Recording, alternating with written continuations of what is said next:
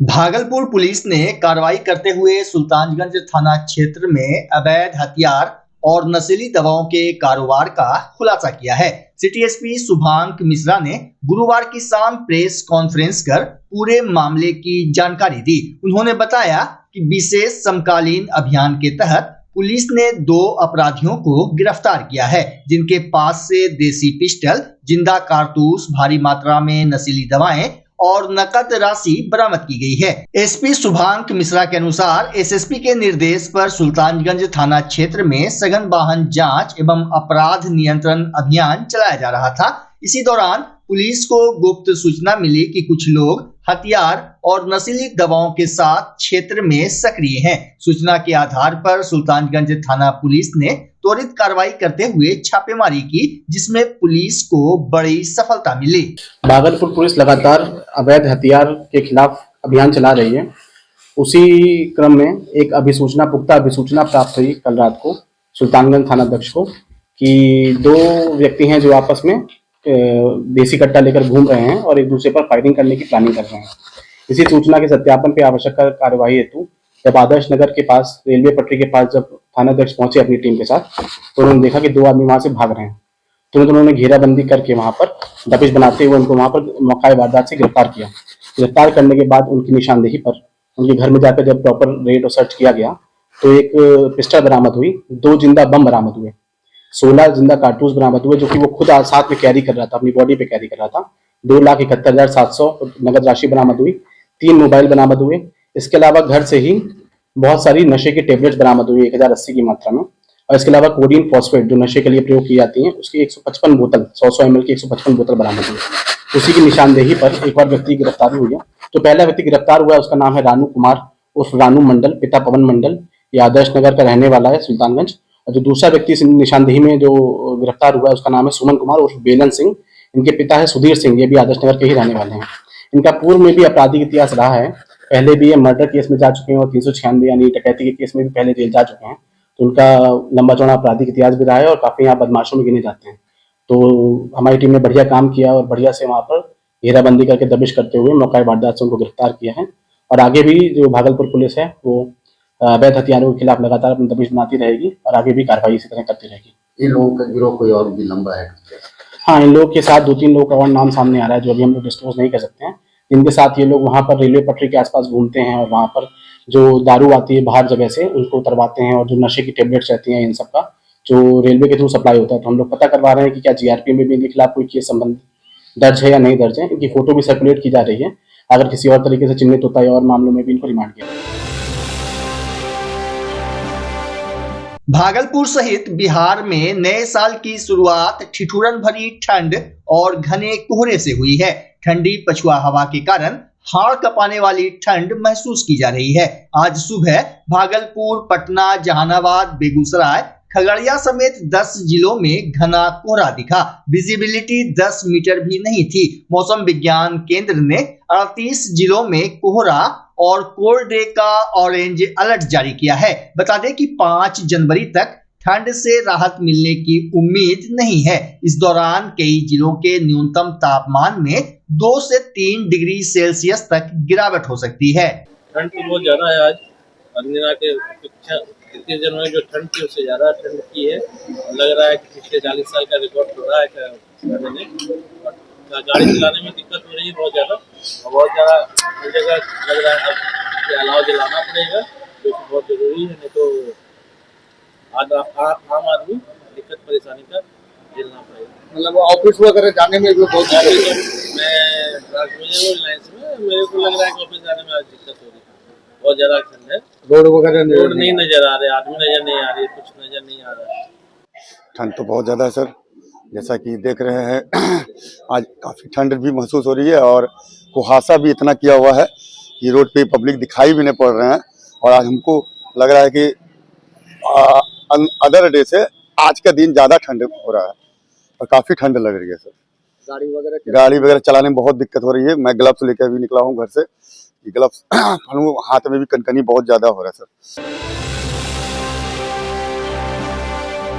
भागलपुर में लगातार बढ़ रही ठंड और भीषण शीतलहर को देखते हुए जिला प्रशासन पूरी तरह अलर्ट मोड में है। शुक्रवार को जिलाधिकारी डॉक्टर नवल किशोर चौधरी के नेतृत्व में डीआरडीए परिसर में ठंड से प्रभावित गरीब, असहाय और बेघर लोगों के बीच कंबल का वितरण किया गया। कंबल वितरण कार्यक्रम के दौरान जिला प्रशासन की टीम मौके पर मौजूद रही और पूरी व्यवस्था की निगरानी की गई। इस दौरान डीएम डॉक्टर नवल किशोर चौधरी ने अधिकारियों को निर्देश दिया कि कोई भी जरूरतमंद व्यक्ति ठंड से प्रभावित न रहे। उन्होंने चिन्हित स्थलों पर त्वरित राहत पहुंचाने और जरूरतमंदों की पहचान कर सहायता उपलब्ध कराने पर जोर दिया। डीएम ने कहा कि शीतलहर के दौरान गरीब और बेसहारा लोगों की सुरक्षा प्रशासन की सर्वोच्च प्राथमिकता है। मौसम विभाग द्वारा जारी अलर्ट को देखते हुए जिले में अलाव की व्यवस्था, रैन बसेरों की सुविधा और रात के समय विशेष निगरानी के निर्देश दिए गए हैं। नगर निगम एवं सामाजिक संस्थाओं के सहयोग से राहत कार्य लगातार चलाए जा रहे हैं। इसके साथ ही स्वास्थ्य विभाग को भी अलर्ट रहने का निर्देश दिया गया है ताकि ठंड से जुड़ी बीमारियों से पीड़ित लोगों को तत्काल चिकित्सा सुविधा मिल सके। कार्यक्रम में उप विकास आयुक्त प्रदीप कुमार सिंह सहित अन्य वरीय प्रशासनिक अधिकारी, नगर निगम के प्रतिनिधि और संबंधित विभागों के कर्मचारी मौजूद थे। अब बिल्कुल अभी जो सामाजिक सुरक्षा के तहत सरकार का ये निर्देश है कि जो भी गरीब है उन लोगों को हम लोग कंबल वितरण कर रहे हैं कड़ाके की ठंड है। इस वजह से निश्चित रूप से मेरा ये भी उद्देश्य है और हमने अपनी टीम को निर्देशित भी किया है कि इन लोगों को हम लोग रोजगार से जोड़ें ताकि एक आय का निश्चित एक माध्यम हो जाए और किसी पे लोग डिपेंडेंट नहीं रहे। उसी के तहत जो है अभी हम लोगों ने बात भी किया हम लोगों से और कई लोग काम करने वाले हैं तो उनको हम लोग काम से भी जोड़ें। कम्बल भी वितरण किया गया। बिल्कुल, उनको अभी ब्लैंकेट भी दिया गया है जो सरकार के द्वारा दिया जा रहा है। इसके अतिरिक्त उन लोगों को हम काम से भी जोड़ेंगे ताकि उनको निश्चित आय दे सके और उनको मजबूती प्रदान कर सके। समाज कल्याण विभाग से जिला सामाजिक सुरक्षा कोषांग के द्वारा ये कंबल वितरण की गई है। मुख्यमंत्री भिक्षा योजना के अंतर्गत भिक्षावृत्ति योजना जो है उसके अंदर हम लोग कुछ स्वावलंबी ग्रुप्स चलाते हैं। एसएचजी जैसा ही हम लोग ग्रुप्स चलाते हैं। उनके ही जितने बेनिफिशरीज हैं उन लोगों को ही बुलाकर हम लोगों ने आज कंबल वितरण का कार्य आदरणीय जिलाधिकारी महोदय से कराया। 50 से 60 लोगों को यहाँ बुलाया था और उतने कंबल का वितरण करना है। भागलपुर के मुजैदपुर थाना क्षेत्र अंतर्गत सिकंदरपुर पानी टैंकी के समीप से गुरुवार की शाम चाकूबाजी की घटना सामने आई। पूर्व पार्षद सदानंद मोदी के बेटे साहिल पर चाकू से जानलेवा हमला किया गया जिसमें वह गंभीर रूप से घायल हो गया। फिलहाल साहिल का इलाज मायागंज अस्पताल में चल रहा है। प्राप्त जानकारी के अनुसार 31 दिसंबर की देर रात साहिल का पास में रहने वाले विजय और नितेश के साथ किसी बात को लेकर विवाद हुआ था। बच्चा जब जन्म लेता है तो कई बार बच्चा तुरंत नहीं रोता है, रोने में देर हो जाता है। ऐसे में बच्चा क्षतिग्रस्त हो जाता है और उसके बचने की संभावना कम हो जाती है और यदि बचा तो भविष्य में उसमें विकलांगता की समस्या आती है जिसे सीपी कहते हैं, जिसका कोई माकूल इलाज नहीं है और ज़िंदगी भर बच्चा विकलांगता से जूझ सकता है। ऐसे में पूरे संसार में कूलिंग थेरेपी का सहारा लिया जाता है। जन्म से ठीक 6 घंटा के अंदर यदि उसको कूलिंग थेरेपी दिया जाए तो उससे उसका सीपी की समस्या कम होती है और बचने की भी संभावना बढ़ती है। पहली बार बिहार झारखंड में आपके शहर के स्नेह नवजात शिशु बाल सेवा केंद्र में यह मशीन उपलब्ध है। कभी भी ऐसी बात हो कि बच्चा रोने में विलम्ब हो गया तो आप स्नेह नवजात शिशु बाल सेवा केंद्र में जरूर संपर्क करें।